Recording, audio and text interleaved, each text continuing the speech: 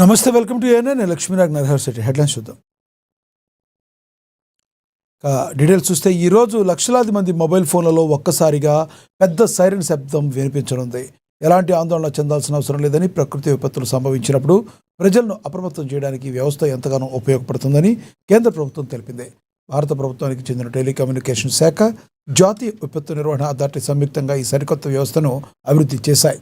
దీనికి సాచెట్ అని పేరు పెట్టారు. ఈ వ్యవస్థ ద్వారా దేశంలోని ప్రతి ఒక్కరికి విపత్తుల సమయానికి ముందే మొబైల్ ఫోన్ల ద్వారా హెచ్చరికలు, సందేశాలు నేరుగా చేరనున్నాయి.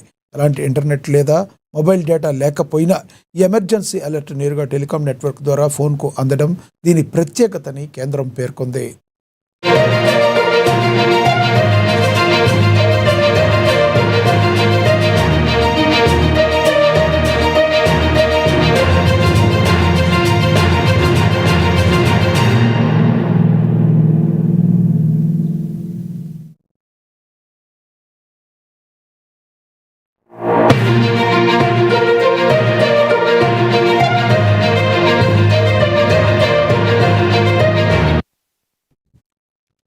ఈరోజు లక్షలాది మంది మొబైల్ ఫోన్లలో ఒక్కసారిగా పెద్ద సైరన్ శబ్దం వినిపించనుంది.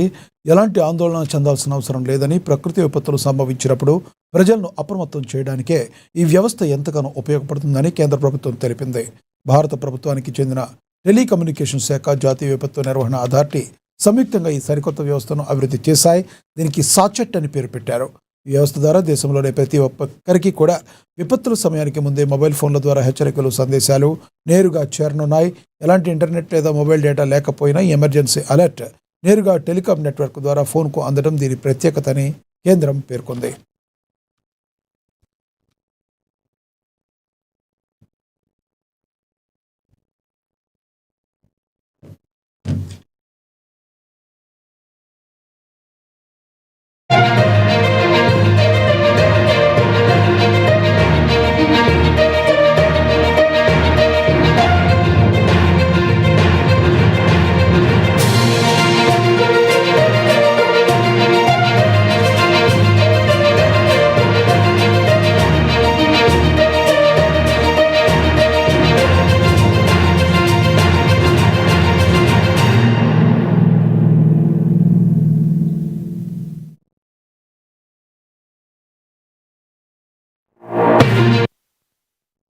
పసిడి ప్రియులకు షాకింగ్ న్యూస్. నిన్నటి వరకు కాస్త తగ్గుముఖం పట్టిన బంగారం ధరలు మళ్లీ జవసత్వాలు పుంజుకున్నాయి.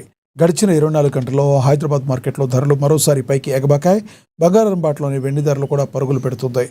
నిన్న శుక్రవారం కాస్త ఊరటనిచ్చిన పసిడి ధరలు నేడు ఉదయానికి పెరిగాయి. ఇవాళ 10 గ్రాముల స్వచ్ఛమైన 24 క్యారెట్ల బంగారం 1,50,930 రూపాయల వద్ద ట్రేడ్ అవుతుంది. 10 గ్రాముల 22 క్యారెట్ల బంగారం 1,38,350 రూపాయల వద్ద ట్రేడ్ అవుతుంది. అలాగే వెండి ధరలు సామాన్యులకు చుక్కలు చూపిస్తున్నాయి. ఒక్కరోజులోనే కేజీ వెండిపై ఏకంగా 10,000 రూపాయల మేర పెరిగింది. కేజీ వెండి 2,55,000 రూపాయల వద్ద ట్రేడ్ అవుతుంది.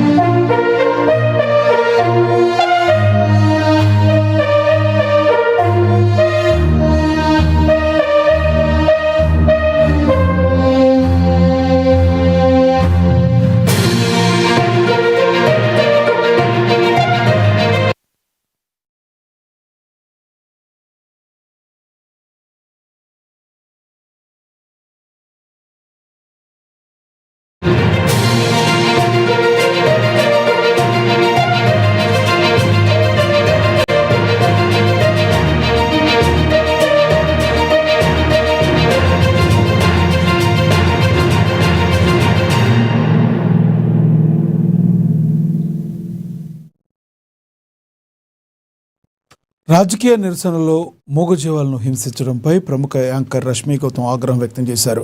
తిరుపతిలో పెరిగిన ఇంధన ధరలకు వ్యతిరేకంగా వైసీపీ నేతలు చేపట్టిన నిరసన ప్రదర్శన ఇప్పుడు వివాదాస్పదంగా మారింది. ఎడ్ల బండిపై ఏకంగా ఆటోను మనుషులను ఎక్కించి ఊరేగించడంపై రష్మి మండిపడ్డారు. ఆ మూగజీవి పడ్డ కష్టం చూస్తుంటే మనసు తరక్కిపోతుందని, బాధ్యులపై కఠిన చర్యలు తీసుకోవాలని డిమాండ్ చేశారు. రాజకీయ ప్రచారాల కోసం మూగజీవాలపై జరుగుతున్న క్రూరత్వానికి బాధ్యత ఎవరు వహిస్తారని రష్మి నిలదీశారు.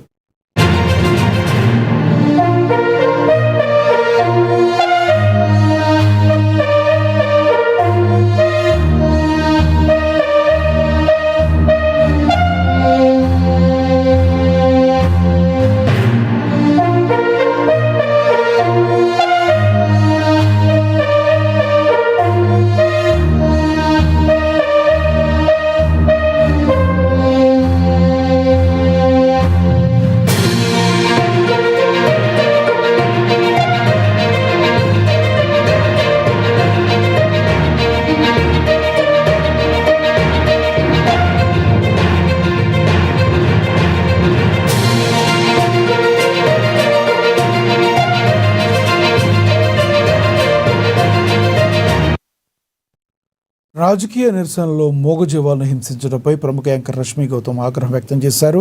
తిరుపతిలో పెరిగిన ఇంధన ధరలకు వ్యతిరేకంగా వైసీపీ నేతలు చేపట్టిన నిరసన ప్రదర్శన ఇప్పుడు వివాదాస్పదంగా మారింది.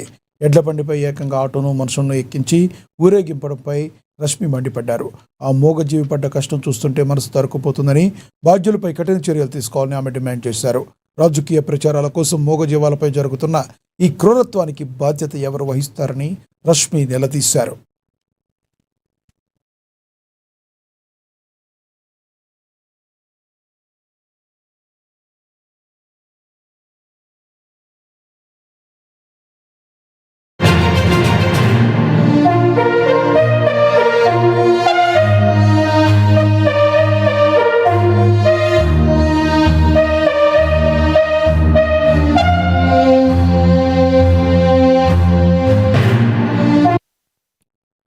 మధ్యప్రదేశ్ బోటు బోల్తా ఘటనలో మరో వీడియో వెలుగులోకి వచ్చింది.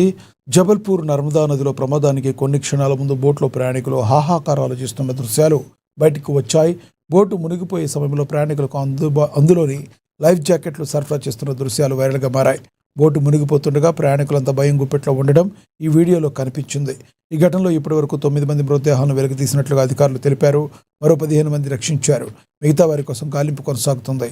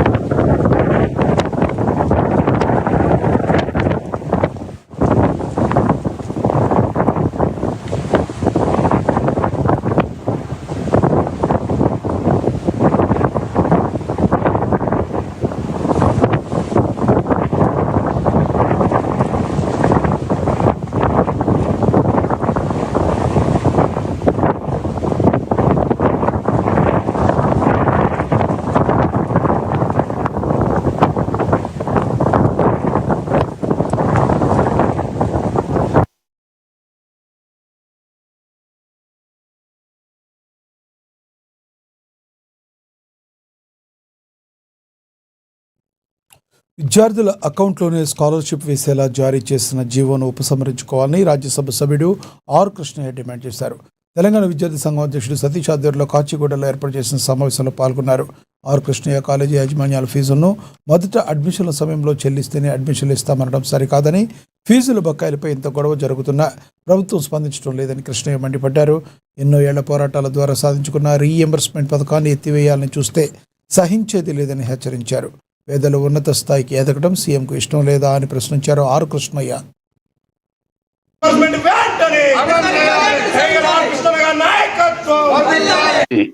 Revanth Reddy SC ST BC విద్యార్థులు చదువుకోకుండా పెద్ద కుట్ర చేస్తున్నాడు. ఒక్కొక్క రోజు ఒక్కొక్క నాటకం సృష్టిస్తున్నాడు, ఒక్కొక్క రోజు ఒక డ్రామా చేస్తున్నాడు.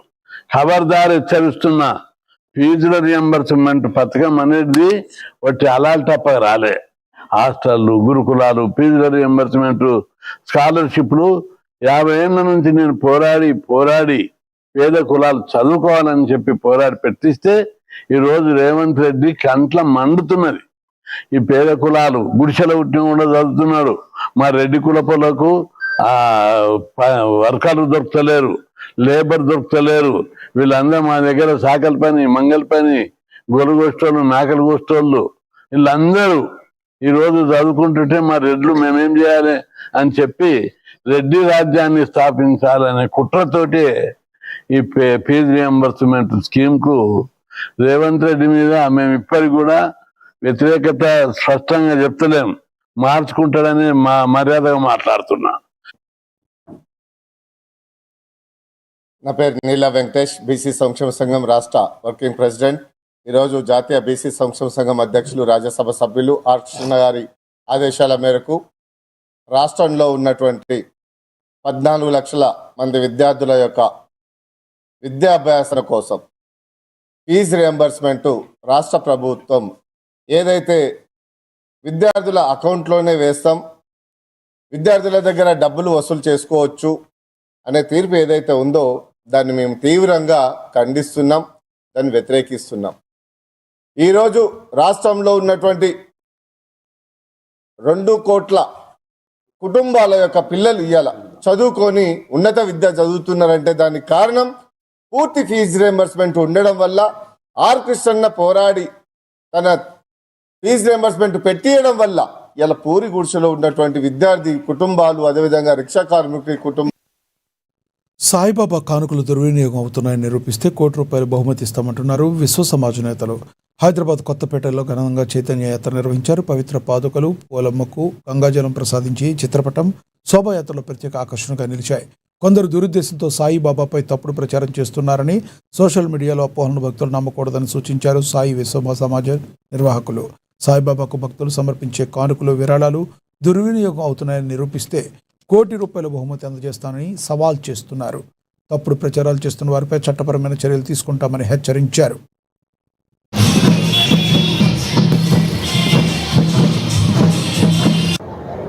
ప్రస్తుతం సమాజంలో నెలకొన్నటువంటి ఒక విపత్కరమైనటువంటి పరిస్థితి. మన సనాతన ధర్మానికి మూలమైనటువంటిది గురువు. ఆ గురువునే నిందించేటువంటి పరిస్థితులు మనకు కనిపిస్తున్నాయి.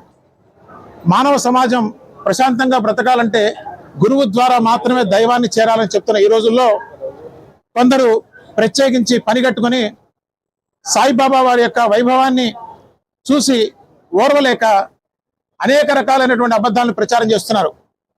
దాంట్లో నేను హిందూ ప్లూరలిటీ అండ్ ఈక్వాలిటీ సంస్థ తరఫున సాయిబాబా వారి భక్తి ఉద్యమానికి, వారి భక్తులకి సంపూర్ణమైన మద్దతు తెలియజేయడానికి ఇక్కడికి వచ్చానండి.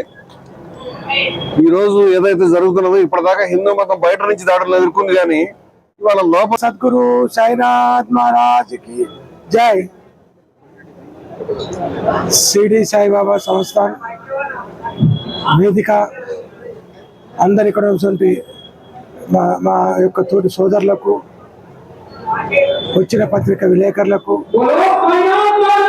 అందరికి హృదయపూర్వక నమస్కారం తెలియజేస్తూ, కేవలం ఇది దుష్ప్రచారం, ఇది ఒక వ్యాపారం.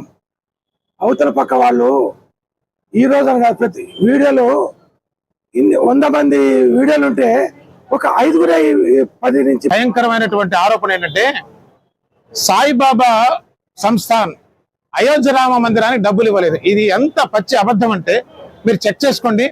శ్రీశైలం కానీ, ఏ క్షేత్రం కూడా, కాశీ కానివ్వండి, ఇస్కాన్ టెంపుల్స్ కానివ్వండి, శంకర పీఠాలు కానివ్వండి, ఏవి కూడా అయోధ్య రామ మందిరానికి ఎటువంటి విరాళాలు ఇవ్వలేదు.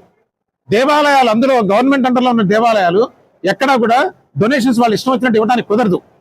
కానీ వీళ్ళు అసత్య ప్రచారం ఎవరు మొదలు పెట్టారంటే సాయిబాబా సంస్థాన్ మాత్రమే అయోధ్య రామ మందిరానికి ఇవ్వలేదు, సాయిబాబా ఏదో రాముడికి వ్యతిరేకమైనటువంటి విషయాన్ని కక్కి ప్రజల్ని మభ్యపెట్టి వాళ్ళు భగవంతుడికి భక్తుడికి దూరాన్ని పెంచుతున్నారు. ఇటువంటి అసత్య ప్రచారాలు ఖచ్చితంగా వాళ్ళని శిక్షకు గురి చేస్తాయి. ప్రజలు ప్రధానంగా నమ్మద్దని చెప్తున్నాం. ఎవరో ఏదో చెప్తే మనం కామారెడ్డి ఎమ్మెల్యే కేవీఆర్పై పరువు నష్టం దావా దాఖలైంది. ప్రజాప్రతినిధుల కోర్టులో ప్రభుత్వ సలహాదారు షబ్బీర్ అలీ కుమారుడు ఇలియాజ్ పురుషు పరువు నష్టం దావా వేశారు. విలేకరుల సమావేశంలో తన కుటుంబ సభ్యులపై లేనిపోని ఆరోపణలు చేశారని పిటిషన్లో ఇలియాజ్ పేర్కొన్నారు. పిటిషన్పై విచారణ చేపట్టిన కోర్టు ఎమ్మెల్యే కాటిపల్లి వెంకటరమణారెడ్డికి సమన్లు జారీ చేస్తుంది.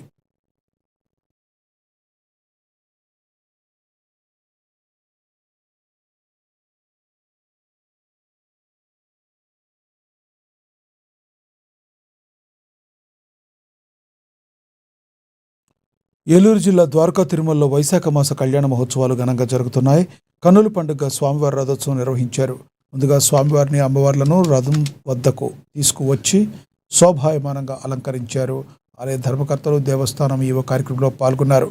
భక్తులు భారీగా తరలివచ్చి రథాన్ని లాగుతూ భక్తి పరవశంలో మునిగిపోయారు. భక్తులకు ఎలాంటి ఇబ్బందులు కలగకుండా అన్ని వసతులు నిర్వాహకులు కల్పించారు.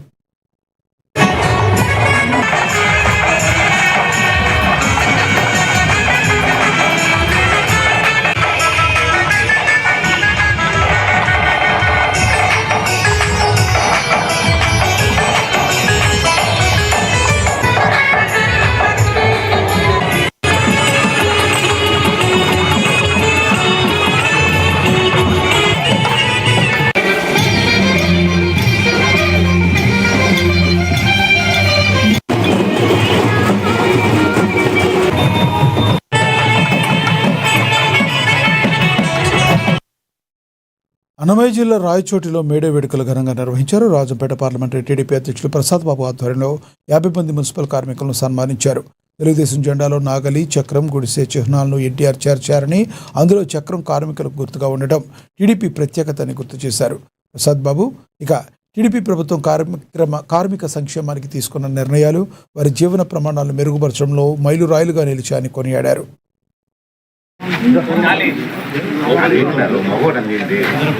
అభివృద్ధికి ప్రతి ఒక్క జనాల జీవితాల్లో మెరుగు కోసం నిరంతరం శ్రమ చేస్తూ మా కార్మికులందరికీ ఈరోజు మేడే శుభాకాంక్షలు తెలియజేసుకుంటున్నాం. ఈరోజు వాళ్ళ శ్రమకు, వాళ్ళ కష్టాలు, వాళ్ళ త్యాగాలను తలుచుకొని వాళ్ళు ఎంతో స్ఫూర్తి పొంది మళ్ళీ వాళ్ళ కార్యక్రమాల్లో ఏర్పాటు పోయేదానికి మేడే ఒక రోజు కార్మికులందరినీ తలుచుకున్న ఈరోజు కార్మికుల అభివృద్ధి కోసమే తీసుకుంటూ రాష్ట్రాన్ని భారతదేశంలోనే అగ్రగానిలో నిలబడంలో కార్మికులతో పాటు చంద్రబాబు నాయుడు గారు ఎంతో కార్మికుల అభివృద్ధికి పాటుపడుతున్నారు. ఈ సందర్భంగా తెలుగుదేశం రాజంపేట పార్లమెంటరీ పార్టీ తరఫున కార్మికులందరికీ మరొకసారి మేడే శుభాకాంక్షలు తెలియజేసుకుంటూ, అన్నా క్యాంటీన్లు అయితే ఏమి, వాళ్ళ భద్రత కోసం కార్మికుల కోసం ఇన్సూరెన్స్ అయితే ఏమి, ప్రభుత్వానికి మద్దతు తెలిపి ప్రజల కోసం నిరంతరం పాటుపడాలని మరొకసారి కార్మికులందరికీ మేడే శుభాకాంక్షలు తెలియజేసుకుంటూ. బాపట్ల జిల్లా చీరాల రైల్వే స్టేషన్లో అభివృద్ధి పనులను ఎంపీ తేనెటి కృష్ణప్రసాద్ పరిశీలించారు. 1వ నెంబర్ నుంచి 5వ ప్లాట్ఫారం వరకు నిర్మిస్తున్న ఫుట్ ఓవర్ బ్రిడ్జ్ పనులను సమీక్షించారు. పాత ఫుట్ ఓవర్ బ్రిడ్జ్లో లోపాలున్నాయని, ఏడాది నుంచి చెబుతున్నా పట్టించుకోవడం లేదని ఎంపీ అసంతృప్తి వ్యక్తం చేశారు. వృద్ధులు, మహిళల కోసం ఫుట్ ఓవర్ బ్రిడ్జ్ నిర్మాణంలో మార్పులు చేయాలని అధికారులకు సూచించారు కృష్ణప్రసాద్. ప్లాట్ఫారాలపై తగిన లైటింగ్ ఏర్పాటు చేయాలని, ప్రయాణికుల భద్రత కోసం వెంటనే చర్యలు తీసుకోవాలని అధికారులకు సూచించారు.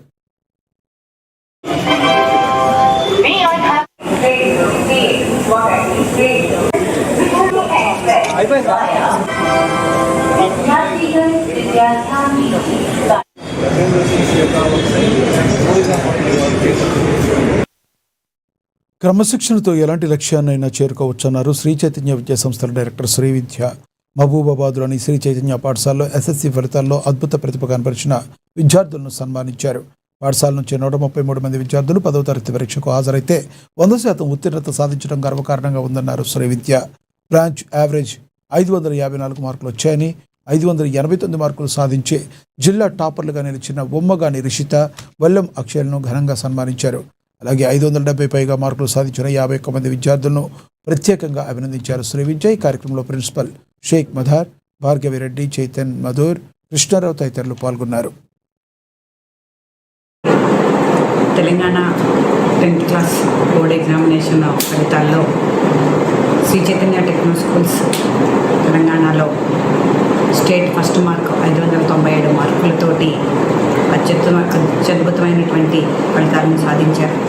అదేవిధంగా మహబూబాద్ పట్టణంలో ఉన్నటువంటి శ్రీ చైతన్య టెక్నో స్కూల్కి సంబంధించినటువంటి విద్యార్థులు అత్యుత్తమ ప్రతిభ కనపరిచి 589 మార్కులు 2 విద్యార్థులు సాధించడంతో పాటుగా 580 పైన ఒక బ్రాంచ్ నుంచి 26 మంది విద్యార్థులు ఉండటం అనేది నిజంగా ఎంతో అద్భుతమైనటువంటి ఫలితాలుగా వీటిని వర్ణించవచ్చు. ఎందుకనంటే ఈరోజు తెలంగాణ ఎగ్జామినేషన్స్ అనేవి చాలా టఫ్ పేపర్స్ వచ్చి వాల్యుయేషన్స్లో కూడా చాలా టఫ్గా వాల్యుయేషన్ చేసినప్పటికీ కూడా ఇంత అద్భుతమైనటువంటి ఫలితాలు సాధించడం అనేది ఒక బ్రాంచ్ నుంచి 26 మంది విద్యార్థులు 580 మార్కులు సాధించడమే కాకుండా బ్రాంచ్లో ఉన్నటువంటి అందరి స్టూడెంట్స్ యొక్క యావరేజ్ మార్కు 551 మార్కు ఉండటం అనేది నిజంగా అంటే పరీక్ష రాసిన ప్రతి పిల్లవాడికి 500 పైన మార్కులు 133 మంది విద్యార్థులు